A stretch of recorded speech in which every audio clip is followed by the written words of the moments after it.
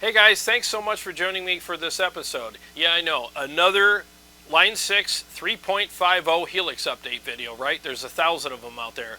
But this one's going to be different because, as far as I know, no one's done this yet, and I'm going to do it. So as you know, included in this update is the model of the Peavey Invective. They gave us two channels, the crunch and the lead. In my opinion, the lead channel is the best channel on that amplifier. It's got more bite and attack, and I really like how it sounds. So what I'm going to do today is shoot out the actual Peavey Invective against the Line 6 model of it, which is called the PV Vitriol. Let's get started.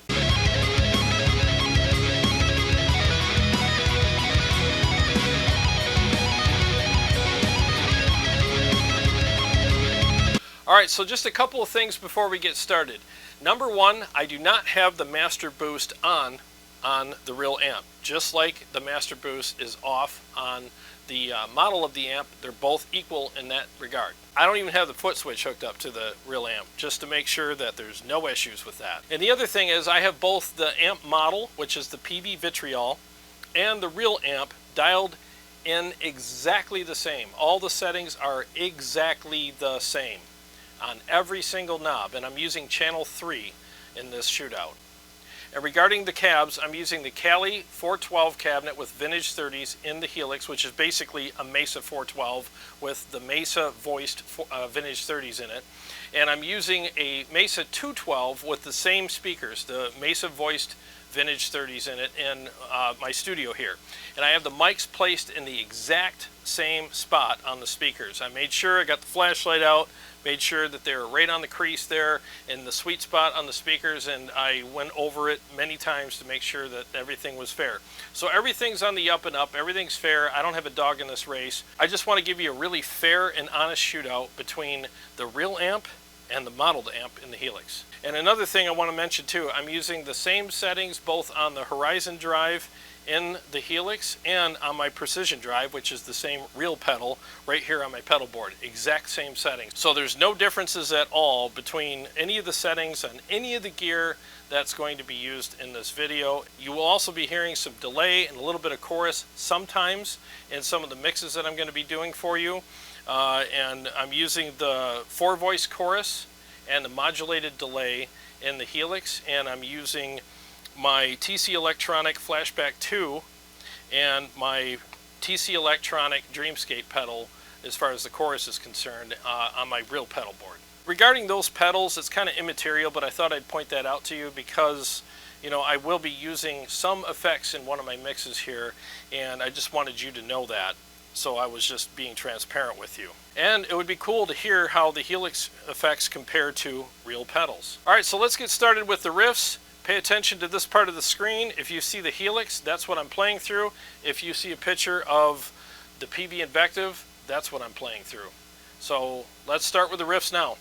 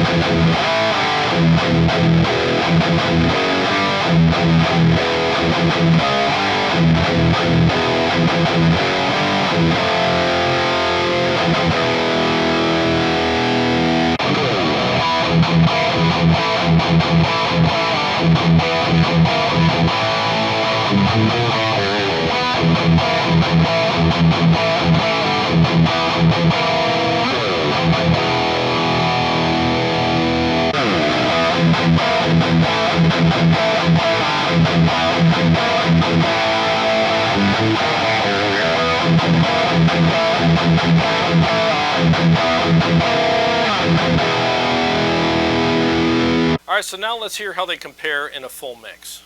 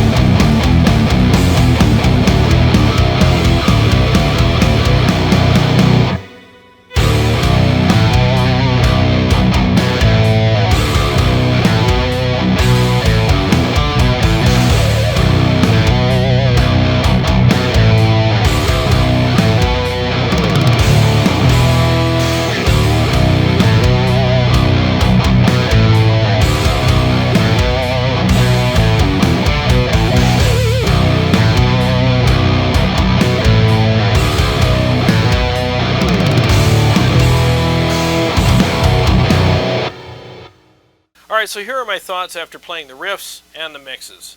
I think both of them sounded really good, but the top end in the real amp was more natural sounding. It had a thickness to it. It just had a really nice natural sound to it, where the amp model with the new speaker cabs had a little bit of a brittle top end to it. Now, I'm not saying that as a horrible derogatory thing about the new cabinets, don't get me wrong, but in comparison to a real speaker cab with real mics, that's what I'm noticing here. And I'll speak on that a little bit more in a minute, but before I continue with that whole thing, let me just talk about the feel. The feel was good between both of them, and one of the reasons why is because I put a compressor in the chain in front of the amplifier in the Helix, because it just gave me a little better feel. It doesn't change the sound, it just changes the way it feels. If you watch my other videos about this update, you'll see where I put it and how I dialed it in and everything. So go ahead and watch those, but it just helped with the feel a little bit. I would say that the amp felt a little better to play still.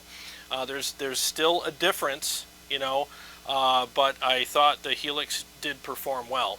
So I'd have to give the feel to the real amp, but I think that's a given, right? I mean, it's a real amp. Nothing's ever going to feel as good as a real amp when you're playing through it. It's just not. But the Helix definitely has a respectable showing in that regard as well. So far in this shootout, the Helix has a respectable showing in both sound and feel. I'd still give the sound and feel to the real amp, as I should, because again, it's a real freaking amp, but it's again a very respectable showing on the Helix's part. Alright, so now let's get back to the cab thing, okay? The new speaker cabinets are very good in the Helix. They're much, much, much better than the old ones. So I have to give them kudos for improving those. Much better. I'm trying to get the glare off my guitar here. So I do very much appreciate Line 6's work on that, so I don't want that to go unnoticed. That said, let's see if we can fix that brittle top end that I'm dealing with on the Helix. So just so you know, there's no high cuts or low cuts or any processing done at all on the speakers so far in the Helix. I haven't done anything to them, okay? So let's go ahead and get in there and fix that, or adjust it anyways. And I'll tell you what my adjustments are going to be. I'm going to do it right on the unit right here, and I'll tell you what I come up with when I get it all worked out.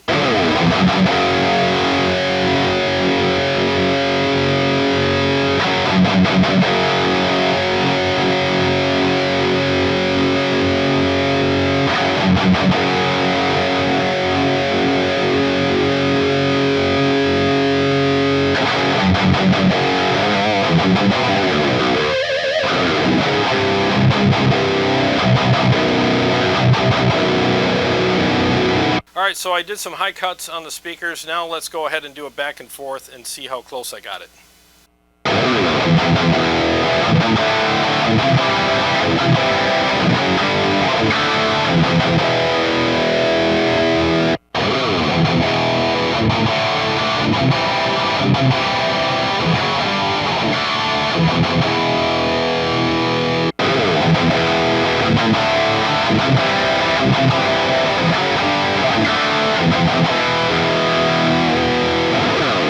Okay, so I feel like I got it a lot closer. Now I'm not going to nitpick it all night, I mean, it's just going to take forever, but I rolled off some of the top end and made the speakers in the Helix sound a little more natural.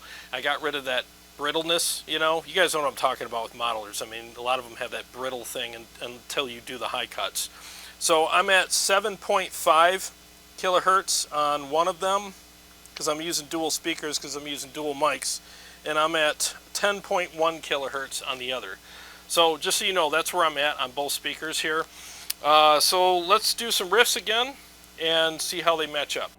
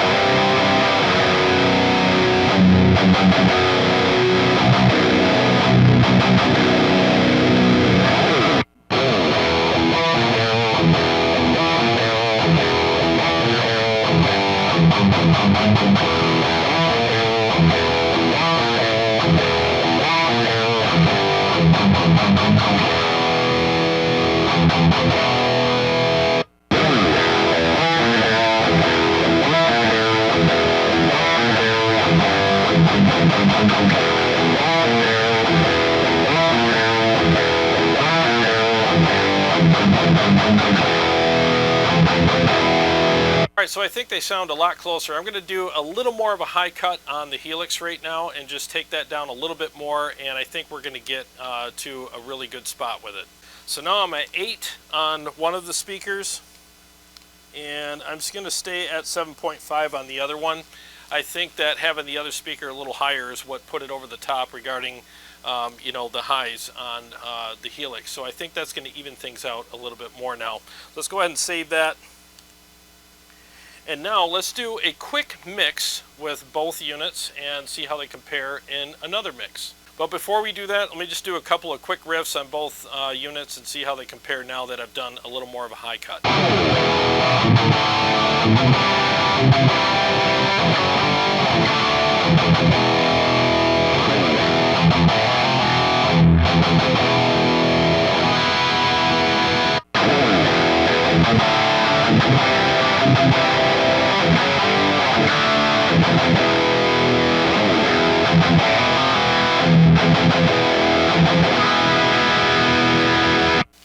Yeah, I could sit here and split hairs all day with this, but I think I got them close enough to do a full mix with them. So let's go ahead and do that now.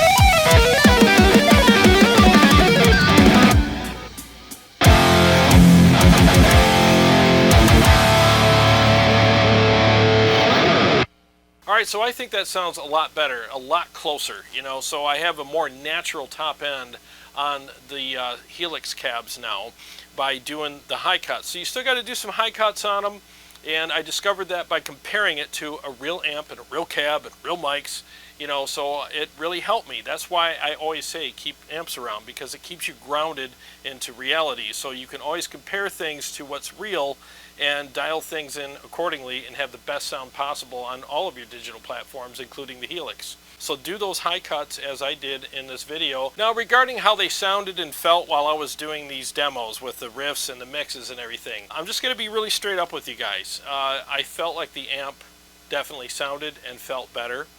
It had a better response, and it just felt better to play. I felt like I had more authority when I was playing the amplifier. There was that really nice reactive thing going on between my hands and the amplifier and the speaker cabinet. You know, the amp just felt thicker, it just had more, it just felt beefy, and plus I got the cab right behind me and I could just feel the thunderous low end coming out of that thing. So it definitely makes you feel like you're, you know, you're playing it in a more dominant way, you know. I mean, there's a lot of authority, a lot of attack, and a lot of really nice roar coming out of that cabinet. You know, so I have to give it to the amp regarding sound and feel. It definitely sounded and felt better to play. Now, that said, did the Helix hold its own and do a good job and have a good standing up against the real thing? Yeah, I think it did. So let me give you a scenario here. Let's say I have the Invective, which I do, and I also have a Helix, which I do, and I wanted to leave my amplifier at home and just take my Helix model of, you know, the amplifier to a gig. Would I be okay with that? Yeah, I would. I'd be okay with that, because now I can leave my amp at home and not lug around this heavy amp and cab and all that stuff to go do a gig, and I could just bring the model of it with me in the Helix, and I would be satisfied playing that live for sure. Now let me take it even another step further here, because I know you guys are going to ask me in the comments below, so I might as well just do this now. Which one would I rather have? The real amp or the Helix? Well, based on sound and feel alone, I'd rather have the real amp. I would. Now, I have both, and I'm lucky to be able to have both, so I have best of both worlds. And I would do what I said earlier. I would take the Helix to especially a local show in the crappy scene that I'm in around here. I would just take the Helix, because I'm not going to lug all that stuff, you know, the amp and cab and all that stuff to a show in this crappy area. You know, I'd rather take the Helix and make it easier on myself, and I still know I would sound good on stage, so I wouldn't have a problem with that. But if I had to choose between the two, if it just came down to, you know, brass tacks, and I had to just make a decision between one or the other, I think the amp and cab sound better, and I would have to go with the amp and cab. But the Helix definitely did have a really good standing in this video. It really did. I mean, I love the sound and feel of a real amp and cab. I mean, you can't deny the fact that when you're playing an amp in a room, you just have this really nice big sound. And there's a thickness, there's a fullness there, there's a warmth that comes from the tubes and all the iron in these amplifiers that you just can't replicate in a modeler. You just can't. But the modelers, for recording purposes and performing purposes, they do a great job. You know, they really do. Because a lot of that stuff, that low end and that big fullness and stuff, a lot of it gets dialed out in recordings anyways, because you got to save room for the kick drum, the floor tom, and the bass guitar. So it's not as important in a recording. But in a room, while you're practicing and playing guitar and wanting to be inspired by really good sound, an amp's always going to beat any modeler or profiler out there. It's just the way it is, you know. But again, with recording, going on stage, ease of use, all that kind of stuff, I think the Helix did a really, really good job with this amplifier, you know. So take everything I'm saying with a grain of salt. Look what I'm surrounded by. I'm an amp, you know, guy. I love playing amps, and I got a wall of amps around me, so I love them. But again, I think Line 6 did a killer job on the Invective model. Well, thanks for watching. I really appreciate it. And to all my subscribers and Patreon supporters, thank you very much. I really appreciate you guys. And if you're new to this channel, please subscribe and click the bell so that you can be notified anytime I either go live or come out with new episodes. And I added the super thanks feature to the channel. So if you got something out of this video, please give it a like. And if you feel inclined, I wouldn't mind taking a tip from you as well. Maybe I can get myself a cup of coffee for all my hard work here. I really appreciate that very much. Well, all right, guys. Well, I got a lot more stuff coming up for you, and I'll see you on the next one.